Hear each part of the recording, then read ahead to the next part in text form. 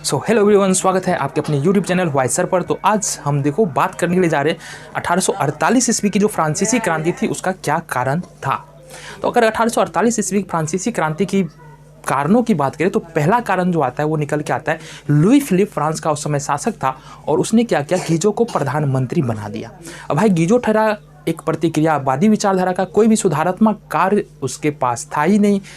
पुरातनवादी व्यवस्था को वो जीवित रखना चाहता था, यानी कि जो पहले जो व्यवस्था थी उसी को आगे बनाए रखना चाहता था। जनता के लिए उसके पास कोई कार्य नहीं थे, इस वजह से जनता नाखुश तो थी ही और नाखुश होती चली गई।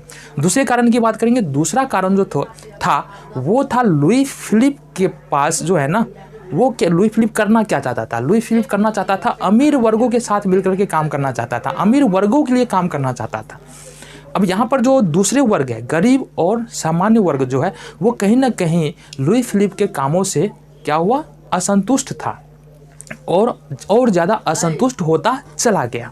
तो इस तरह से हम देखते हैं लुई फिलिप और गीजो दोनों के पास, अगर तीसरे कारण की बात करेंगे, लुई फिलिप और गीजो दोनों के पास किसी भी प्रकार का सुधारात्मक कार्य नहीं था सामान्य जनता के लिए, आम जनता के लिए जिसकी जनसंख्या ज़्यादा थी, है ना, उसके लिए किसी प्रकार का कार्य इसके पास नहीं था, लुई फिलिप और गीजो के पास। अब इन तीनों कारणों की वजह से हुआ ये कि 22 फरवरी 1848 ईस्वी को थियर्स में एक विशाल भोज का आयोजन किया जाता है और डिसाइड लिया जाता है, और साथ ही साथ आगे जगह जगह प्रतिरोध लगाए जाते हैं। आंदोलन यहाँ से शुरू हो जाता है, क्रांति यहाँ से शुरू हो जाती है और अंततः लुई फिलिप को कहाँ जाना पड़ता है, देश छोड़ करके इंग्लैंड भागना पड़ता है। तो ये तीन कारण, मुख्य रूप से चार कारण था जो हमने जाना यहाँ पर 1848 ईस्वी के फ्रांसीसी क्रांति के बारे में। मिलते हैं अगले वीडियो में।